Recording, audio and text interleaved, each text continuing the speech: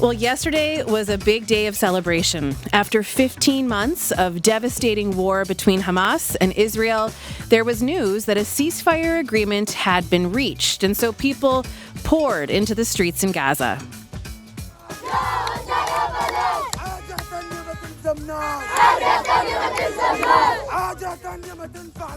Of course, celebrating what they hope will be an end to a war. And Israeli families continue to hold vigils, anxious to find out if their family members will be among the hostages released.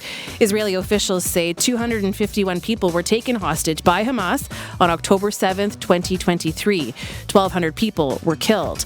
Hamas officials say since then, more than 46,000 Palestinians have been killed. Experts say this war has fueled tensions across the Middle East. But today, there is cautious optimism about the ceasefire. We're hearing, though, Israel's Prime Minister Netanyahu's office say there will be no vote on the ceasefire until Hamas accepts all of the deal.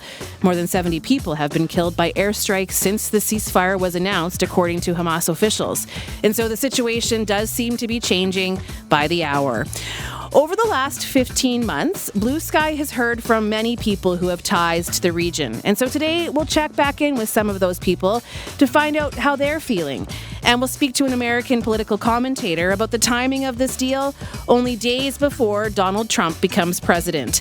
If you have thoughts, you can give us a call, 1-800-716-2221.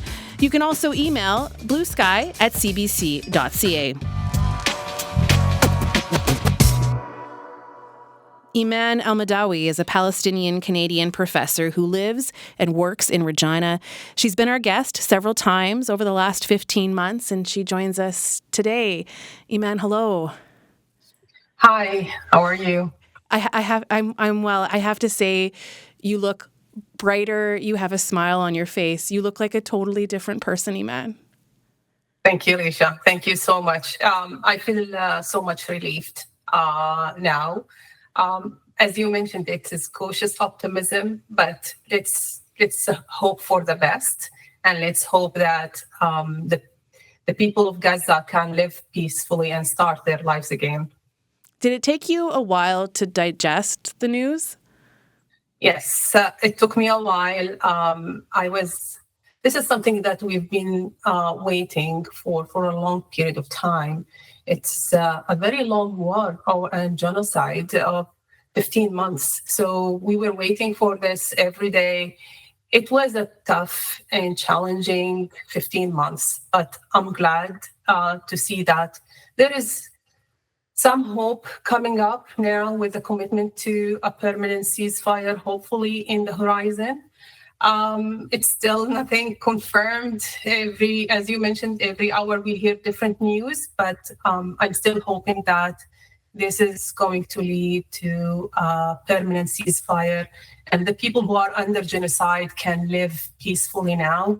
It's not going to look like in the past, but at least there is hope that they can start their lives again. Have you been able to connect with people that you know? Because you do still have some family in the Palestine region, right? I do have some family. I connected with some friends who have family still in Gaza, and they're happy, but they're still very cautious. They're not 100% relieved because they don't know what's going to come the next few days or after phase 1 or whatever is happening after phase 2. But they want to believe that this is going to be it's going to lead to a permanent ceasefire and then a restart of their lives again.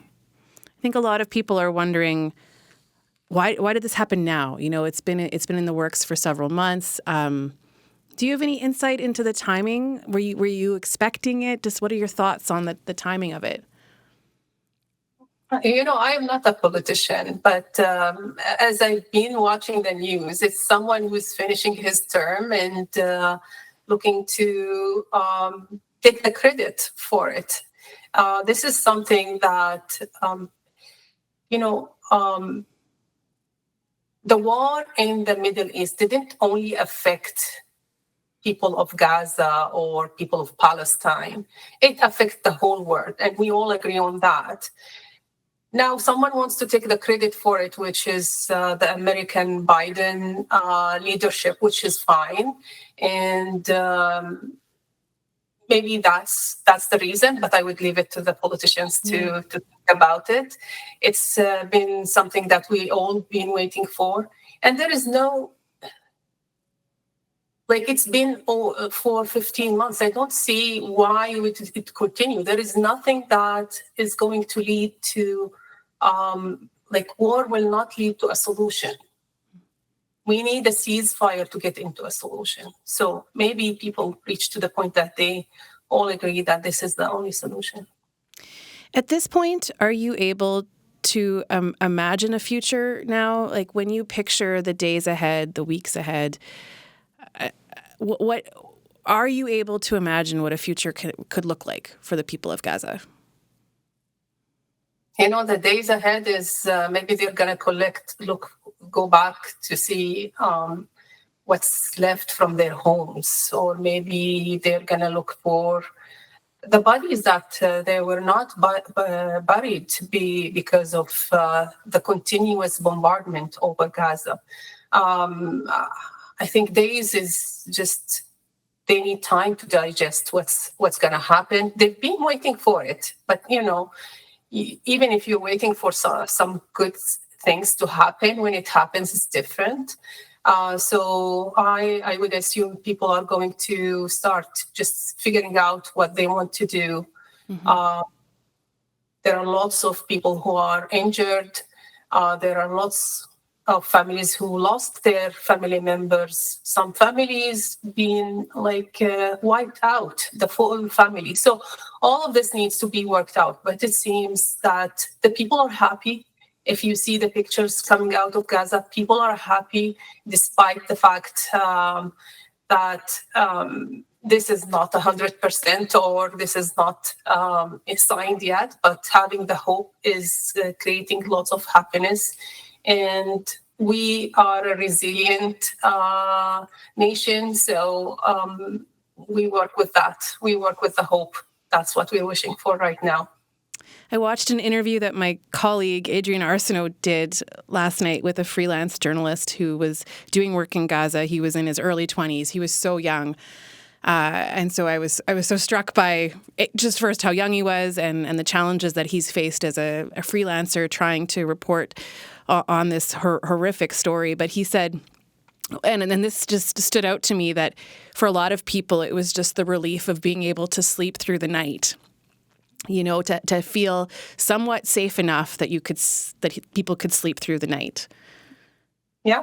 That's true. That's 100% true. It's just not hearing the bombardment and having the fear that you might live till the morning or maybe not. So having just maybe some quiet time, maybe getting some electricity back, maybe getting some transportation, maybe getting some medical supplies, maybe just sleeping inside the house now would be a great thing to accomplish for them. So I hope that this is going to unfold in the right way with all the positive intentions, and people can live finally and start rebuilding their lives that they've lost for 15 months. It's a very long period of time. Iman, I don't want to ask you anything that could potentially take that smile off your face. I just can't, I just cannot believe how much you just look so happy today.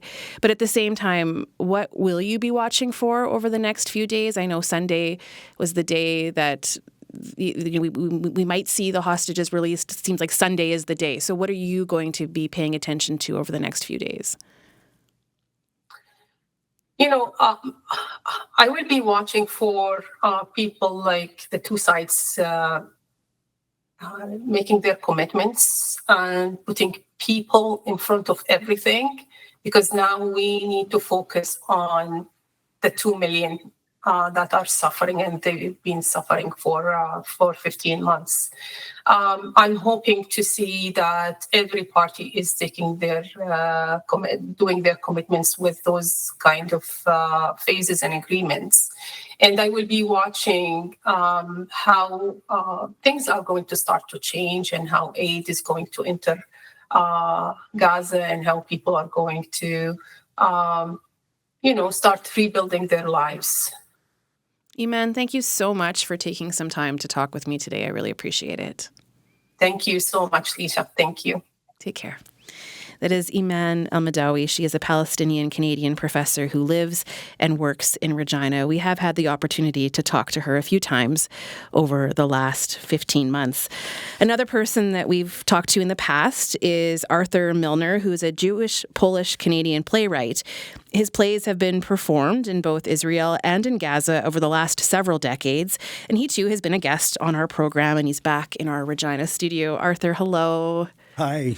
Thanks, Lisha. Yeah, you were listening to Iman. Do you just have any initial thoughts that you want to share after listening to her speak? I just have to say, my plays were performed in the West Bank, but not in Gaza. Okay, Sorry. In the West Bank. Yeah. I would like to share Iman's optimism. I'm afraid, I'm partially optimistic, but I find myself more cynical about Netanyahu and the right wing of Israel and that side of this war. And, when asked yesterday, I said, I don't trust the news. I don't think it's actually going to happen. Is it actually going to happen? We still don't know. And I think it says something that, the first headline after they, signed this tentative agreement was that Israel sent aircraft that killed 70 Palestinians. Well, you'd think in the day before you're about to sign a peace agreement, you might let up a bit. But I don't think Netanyahu cares about that. I think really the motto of the Israeli right wing has been, since the Oslo Accords of 1993, is that correct, has been delay, delay, delay. And peace agreements are one form of delay, and negotiating peace agreements are another. So yesterday the news finally came out that there was an agreement. But, now delaying that agreement will be another form of delay. I think Netanyahu has completely different motives than to find peace. He doesn't care about his own hostages, about the hostages being held in Gaza any more than he cares about Palestinians. And, they would rather have, he would rather have power than peace, and they would rather have more land than peace. And the only way to peace is to divide the land, and they're absolutely unwilling to do that. So, now Trump comes to power, and everybody's a bit afraid of Trump, and I think that so is Netanyahu, that he's going to put his foot down, whatever that means. And so I think that's what led to this announcement of a peace agreement. But at the same time, I think Netanyahu is saying to Trump, we're not going to roll over. It's in our hands. We can delay if we want. We can go back to war. And even if they sign a peace agreement, in 2 weeks, Israel can start bombing again. And of course, they would say that Hamas has broken the agreement, and probably Hamas would have broken the agreement. But really, this is in Israel's hands, and I don't trust any of it. I appreciate your perspective on this. Arthur, can you remind us what your connections are to that part of the world, and who you've been in contact with, and how people how they're feeling about things right now? Well, okay, my contact goes, my father, my parents, who lost all their families in the Holocaust, came to Canada in 1951 when I was 1 year old, and they never lived in Palestine and Israel, but my father was an active right-wing Zionist all his life. And Menachem Begin, who was the first right-wing prime minister of Israel, was occasionally in our home, and there's pictures of me sitting on his knee which is, a bit of time ago. I got involved in 60s politics and all that, and then started writing plays and wrote political plays. And then at some point I said, I should write a play about Israel-Palestine. Nobody else seems to be doing that, and I'm the right person to do that. So I wrote a play called Masada, which was done in 1990. And then I followed that up with a play called Facts quite a bit later in 2010, which which soon after was translated into Arabic and toured the West Bank and Israel. So through that process, I met a lot of people in Israel and Palestine. It was produced by Al Rawad, which is a Palestinian cultural organization, and it was a co-production, so half the people were Palestinians and the other half were Canadians. And that was really my in-depth connection. I traveled with the show for 2 months through the West Bank and Israel. I've been in touch off and on with people that worked on that show. I used to see relatives in Israel when I would travel there with my parents, but I've really lost touch with them. And my strongest day-to-day connection with Israel is by reading Haaretz, which is a moderately left-wing, I would say, Hebrew newspaper that also comes out in English out of Israel, and also by following Al Jazeera, which I think is, pretty reliable reporting out of Qatar. So that's really my connection. I've had, in the last year, I've had a bit of connection with my Palestinian friends, but I have to say, what's there to say? Like, I'm sorry for what you're going through. I'm sorry our play didn't work at, making things better. Yeah. I've been thinking a lot about the families of the hostages and the uncertainty that they must feel, the uncertainty as to who is still alive. I'm just wondering if you have any reflections on that. Well, I've been reading quite a bit about that, and was it on last night on As It Happens? I think there might have been an interview with an Israeli man who was in London, but his young soldier Israeli brother is one of the captives. His name was not among the first batch of hostages to be released, but he's hopeful that he'll be in the second batch. But I have to say, he's at least as cynical about Netanyahu as I am. And the accusations he made were,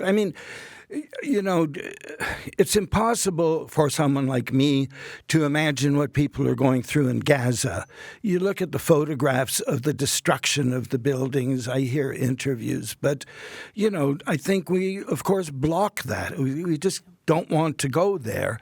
And the same thing with the, 50 to 100 living hostages still in Gaza and what their parents and relatives are going through about, and for the last year, 15 months, it's been, we're very close to a settlement. Oops, no, we're not. We're very close to a settlement. Oops, no, we're not. And who's controlling the timing of that is Israel. So you hear a lot of anger, if not hatred, for Netanyahu and his gang from hostages and the relatives of hostages. But at the same time, Israel's at war. And when a country goes to war, the citizens, by and large, support it. And I think that's what's going on in Israel. But, frankly, I think Netanyahu and his people should be in jail. One last question for you, Arthur. And you've kind of answered it already. I totally hear your point. But what will you be watching for over the next few days Do you find, is there any hope inside of you that we could see some movement on Sunday? Yes. I'm not without hope, and this has to end sometime, and it might as well end Sunday. Can I go back and add one more thing, which is that it's well established. It's been on the CBC. It's been in the New York Times. There are quotes of Netanyahu speaking about why Israel has been funding Hamas for 15 years. And I think we have to face up to it. Why did Israel think it was in its interest to fund Hamas? And so I think this is way more complicated than the simple notion we have of terrorist Hamas and Israel defending itself. It's Israel, the right wing in Israel will do anything to prevent a two-state solution, including funding terrorists. So, sorry, that doesn't answer your question. Still, I'm hopeful. It leads well into our next conversation with someone who follows the politics of all of this very closely. Arthur, thank you so much for being a guest today. I really appreciate it. Thank you. That is Arthur Milner, who is a Jewish Polish-Canadian playwright. He is in our Regina studio today. That is where he lives. I'm Leisha Grabinski. This is Blue Sky. Today we are talking about the potential of a ceasefire between Hamas and Israel. Of course, there are still questions. There's some cautious optimism about the ceasefire. If you would like to weigh in, you can today. Give us a call, 1-800-716-2221. You can also email bluesky@cbc.ca. Jeet here follows American politics closely. He is a national affairs correspondent at The Nation magazine. He has also taught and lectured on American history at several universities in Canada and the United States. And so to learn more about how this ceasefire is connected to American politics, we are joined now by Jeet here from his home in Regina. Hello, welcome back to Blue Sky. Good to be back on. I know you're very busy, but you did have a chance to dip into the conversations we just had. Yes. We had our first guest who just was radiating optimism. Our second guest, just not quite as much, right? And so what have you taken from some of the conversations we've heard so far? Well, I mean, I think that, there's definite grounds for if not optimism, at least happiness or gratitude at this moment. But what we've seen in the last 15 months, according to the United Nations and other institutions, including Amnesty International, is a genocide. In per capita terms, perhaps the greatest slaughter of civilians since the Rwanda genocide in the early 1990s. The possibility now that there could be a respite from that, however temporary, is to be welcomed. I think that it's touch and go right now. There's a lot of moving parts. There's been reports even today that Netanyahu might not be able to get his coalition together. But having said that, I think there's also a lot of other indications that this could happen.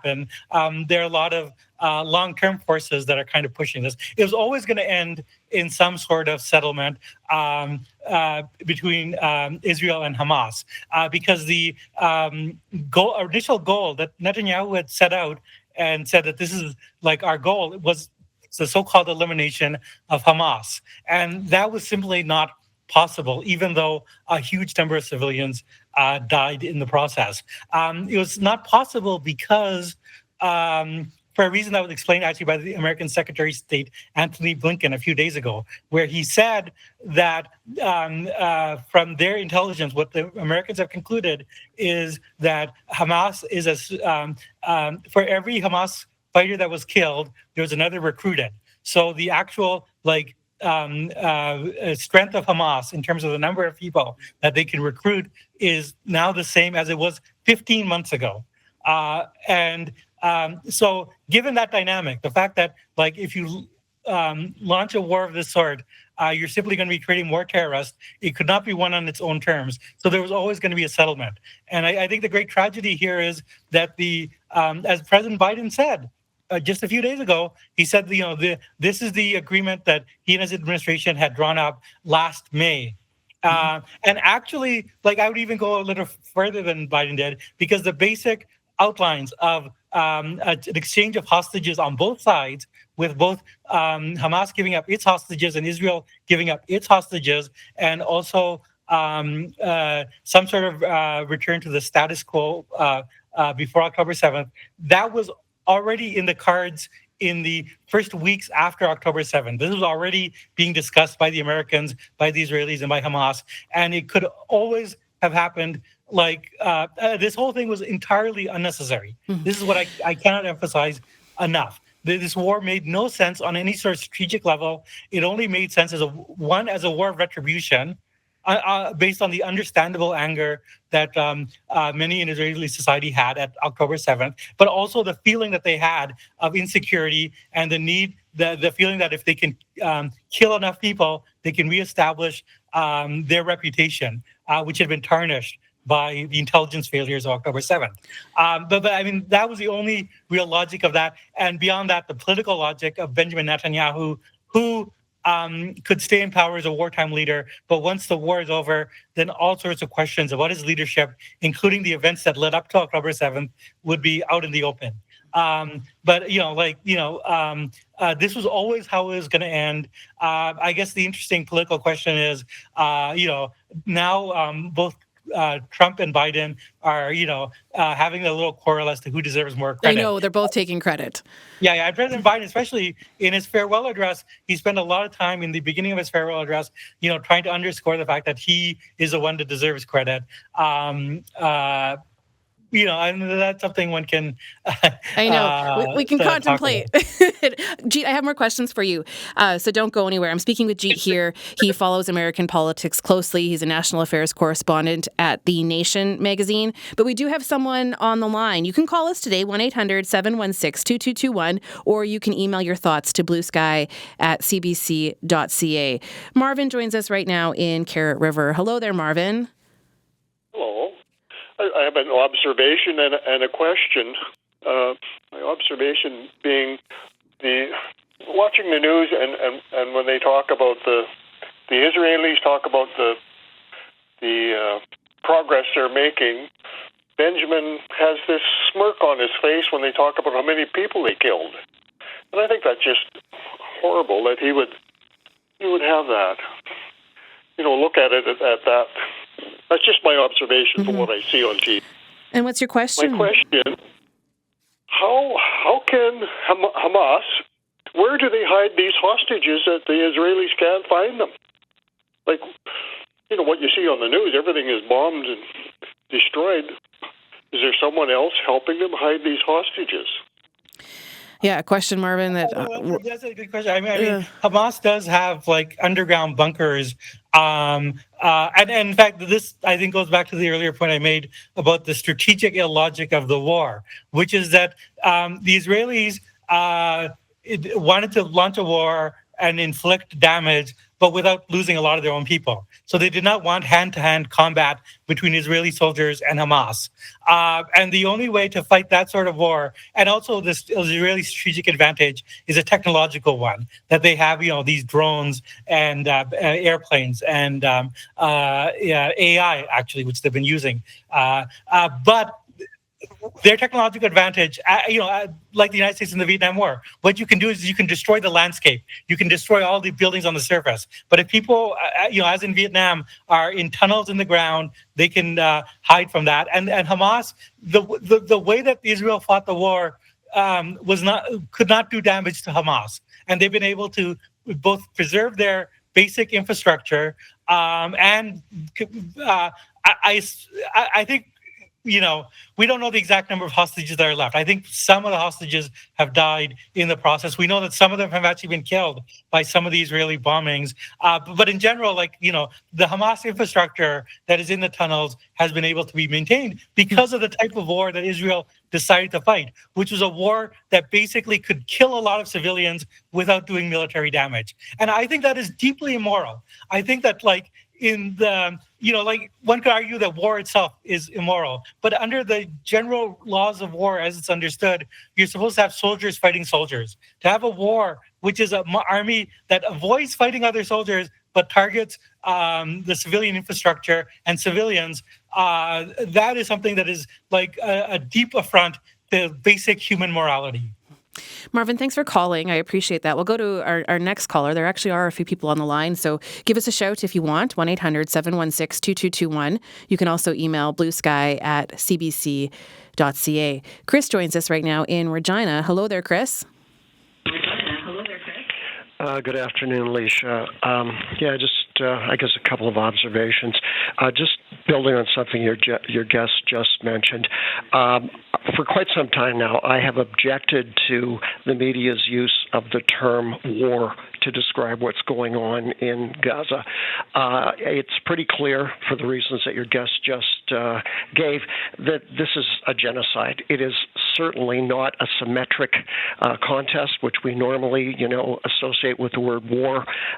It certainly hasn't been that. It has been basically a war on unarmed civilians. So that's one point. And then the second, you look at the billions of dollars that it's going to take to rebuild Gaza, with all of the homes destroyed, all of the infrastructure, the hospitals, the schools, etc. Billions of dollars are going to be required.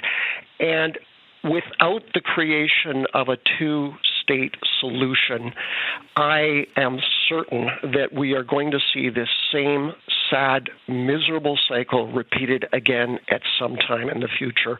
And it's sickening and absolutely tragic. So while I understand people's, hope about, talk of a ceasefire at this point, I look down the road and I go, this cycle's just bound to repeat at some time in the future. Chris, thanks for bringing that up. I appreciate it. Thank you. Thank you. Bye-bye. That's Chris in Regina. Jeet, I want to ask you about that. Could we see a two-state solution? I think we've had some clarity on what Biden and the Democrats think about that. Their want for it, I think. But Trump, so what are the possibilities here? Could we see a two-state solution? I don't think it's in any interest of Netanyahu's, but maybe just explain the factors at play here. Sure. Yeah. I mean, it's been an official American position to support a two-state solution, going back actually to Lyndon Johnson and the Six-Day War, and which led to Israel occupying a large amount of Palestinian land. Now, having said that, what people say and what they actually do are two entirely different things. I think that actually the last American president that was serious about a two-state solution was George H.W. Bush, Bush Sr., who actually put real sanctions on Israeli settlements in the West Bank, and who was really making a go for it at great political cost. Since then, I think that what we have seen is lip service to a two-state solution without much action. And to my mind, I think maybe the difference between a Biden and a Trump is that Trump is more honest, that Trump will not talk about a two-state solution because he does not believe in it. Under the Biden administration, and this is actually in an excellent book by a political journalist, Alex Ward, called The Internationalist, based on deep access to Biden administration officials. But one Biden administration official said that we did not lift one finger on behalf of a two-state solution in the Biden administration. This is a senior Biden administration official, and that is actually the case. And one can see this in the case of the continued not just building of settlements, but the incredible violence that is happening in the West Bank, with settlers committing vigilante violence and getting no punishment from the Israeli state, and more importantly, no real pushback from the United States of any sort of sanction or any sort of redress to this ongoing ethnic cleansing. So I basically, I think under Trump, what we're going to see is this de facto reality basically acknowledged as policy, that Trump will not talk about a two-state solution, or maybe in a very sort of cynical way. But what we'll see is a continued, perhaps as a result of this deal, it could be that one of the reasons for the deal is that Netanyahu thinks that Trump will now give him even more free sway over the West Bank and allow for annexation, not just of the West Bank, but the conquered territories in Syria, the Golan Heights. There's like Israel has now had troops in Lebanon.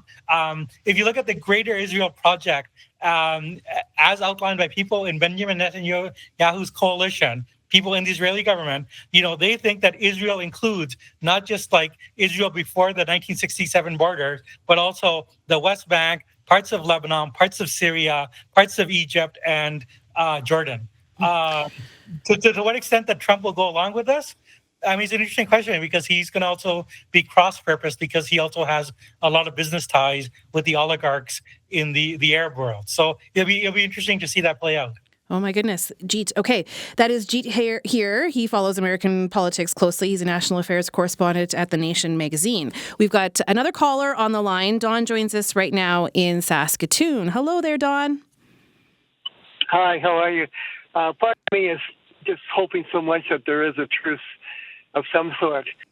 But for me, I really think we have to understand the role of Canada. Canada was sending arms in that were being used against the people in Gaza. And they were sending it through companies out of Quebec. And I really feel that we as Canadians, we're responsible to help the rebuilding of the Gaza. And we should also be totally apologetic. And I am really hoping that maybe somehow an investigation could be done to investigate what Canada was doing, sending arms to Israel. We're not the country that does that kind of thing. And when we see that, it's partly because of U.S. pressure as well on Canada. But I really think we as citizens of Canada have to call for some investigation, some kind of inquiry, and then figure out that we're not going to be part of these kind of, Holocaust is what I would call it, mass murder. But it was terrible. And when you hear about what happened to those children, every day when they said so many children were killed, so many women were killed, you say to yourself, what is going on? Is this the world that we want to be part of? So anyways, I really would like to see Canada own up to what it's done, and then we figure a way of stopping arms on behalf of Canada going to nations that are attacking other people. Don, thank you so much for calling. Jeet, what do you think about that?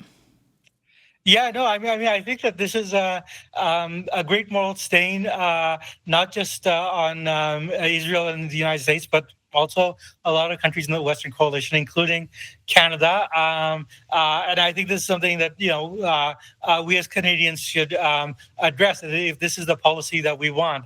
And I think more broadly, I think the question to ask is, Canada is very much invested in what is called the international liberal order, the idea of international law, the idea that, nations have to work through institutions like the United Nations, respect for things like the International Criminal Court. And this whole conflict has really brought into tension the degree to which this policy of a complete blank check to Israel is in tension with support for the international order. And I think Canada is going to ultimately have to decide, which side is it on? Does it really live up to the commitments that it made going back to the Second World War? This international order that we're talking about was a creation of the most horrific war in human history, and the war crimes that happened in the Second World War, and the commitment that was made by people who had whose countries had suffered and died in that war, that there would be international order. And the question is, do we stand by that commitment? The second part of Don's call there was about rebuilding and the role that the international community might play in that. What are your thoughts on that? I think that this is going to be like a very big question. There are international organizations that are committed. I think that, when one thinks of someone like Trump, one of the sort of carrot and stick things that was talked about by Trump and his people is that, if they could get a deal, then they could bring in investors. Trump's a real estate guy. And so they're thinking of bringing in Saudi money to rebuild Gaza, if it wasn't for this war and ethnic cleansing that's been going on for a very long time, Gaza has beautiful beaches, right? So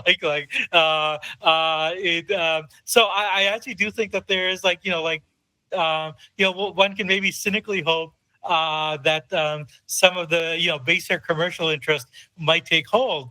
But I mean, absolutely, like based on what we're seeing in terms of the level of destruction that's been happening, by any reasonable estimate, it's going to take decades to rebuild.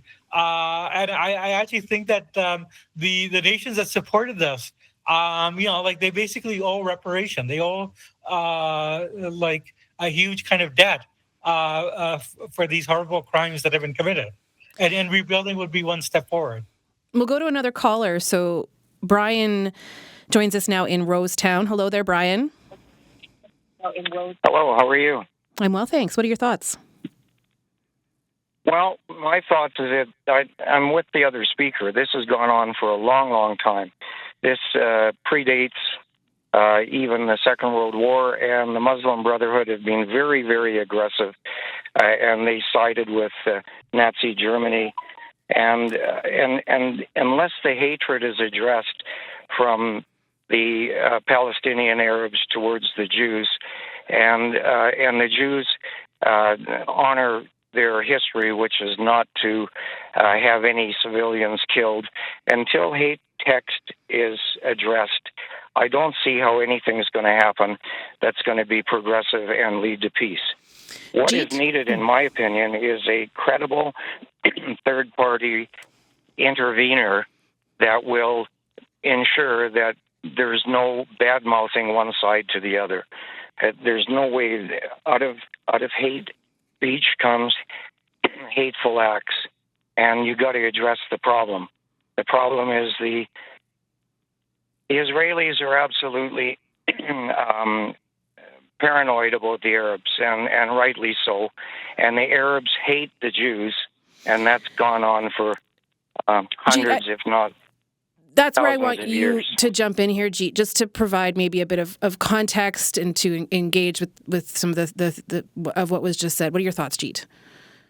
Well, I mean, I think it's important, well, on the one hand, to acknowledge that, like, as with any conflict, there's a lot of hatred that's built up over a long time, but also not to be essentialist. I mean, I think this narrative that one often sees in the West, not just with Israel-Palestine, but with things that happen between India and Pakistan or other parts of the world, of, well, this is hatred that's gone on for a long time. I would remind listeners that you mentioned Muslim Brotherhood. I mean, there was some Arab complicity with Nazi Germany, but the larger pattern of before World War II and even during World War II was that if you were Jewish in Europe and you went to be a refugee, there's a large number of Jews that went to become refugees and went to Turkey, that went to Iran, that went to places in the Middle East, and were welcomed there and accepted as refugees. Whereas before World War II in Canada, the head of immigration under the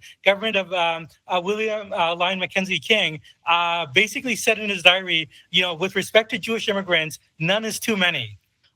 So during the period of the Holocaust, Canada kept out Jews, whereas the Muslim countries accepted them. So I think that, and conversely, if one is talking about Hitler and World War II, I mean, the Holocaust was a European Christian event. But now, one would say, even though there's still anti-Semitism, many Jews feel safe in Europe, and even many Israelis have returned in the last few decades to Europe. But that's because the political cause, of Nazi tyranny and the war is over. So I do actually think that if there is an actual settlement, and it could be a two-state settlement, it could be, as in Canada, like one state with some sort of confederation, whatever it is. If there's a political settlement, then the issue of hatred will go away. Just as, once there was a political settlement after the Second World War, like the French and Germans were no longer killing each other. So I do think that in thinking about this, it's important to avoid essentialism and to think that people are always going to be the same way. And it's important to think about the political structures that lead to violence. Jeet, it's been so good having you as a guest today to provide some insight into this. we could have you as a guest tomorrow, and we could probably have you back on Monday. So there's plenty more to talk about. Yeah, I agree with the many callers who have said, this is not the end of it. It's not the end. No, this will go on for a long time, unfortunately. Yeah, and then I do just want to ask you quickly, because tomorrow's show is focused on U.S. politics, on Trump being inaugurated on Monday, but the conversation about Canada as a 51st state. And I just wondering if you wanted to weigh in quickly, because I think Canada is facing threats from the U.S. right now, both politically and economically, and our country is having to decide what are the next steps. Do we want a united front, et cetera, et cetera? So, Jeet, what are your thoughts? Well, actually, this all sort of ties in together, because I actually think, people misunderstand Trump by calling him an isolationist. But if you look at not just Trump's statement, but the statements of some of his more intelligent advisors, like Elbridge Colby, their vision of the world is a hemispheric one. That is to say that they think the United States should withdraw, have less of a footprint in the Middle East, should let Saudi Arabia and Israel sort things out, should have less of a presence in Europe, should let Ukraine and Russia sort it out, because they think that America's destiny is in the Western Hemisphere. That is actually what America first means, not just now, but going back to Charles Lindbergh and people in the 20s and 30s and 40s. The right-wing position has always been, the America's destiny is to control the Western Hemisphere. So unfortunately, I have to say that I think the byproduct of Trump's just attempt to disengage from the rest of the world is he's going to concentrate more on what he thinks is America's true destiny, which includes dominating the hemisphere. So we might actually pay the consequences for this as it plays out. That's how we're going to end the show today, Jeet. This conversation will continue tomorrow. A few more perspectives on this. Again, thank you so much for being here. I really appreciate it. And more to come in the days ahead. My goodness. That's Jeet here. He follows American politics closely. He is a national affairs correspondent at The Nation magazine. He also taught and lectured on American history at several universities in Canada and the United States. And yes, this conversation, part of it, will continue tomorrow. We're focused on the threats that we are hearing from the U.S. right now, both politically and economically. And our own premier has spoken about the need for national unity at this moment. So on the next Blue Sky, we're asking, how important is it to have a unified Team Canada approach right now? How to get past the political and regional rifts that do exist in our country. So that's the conversation tomorrow between 12 and 1 right here on CBC Radio 1. Have a good afternoon.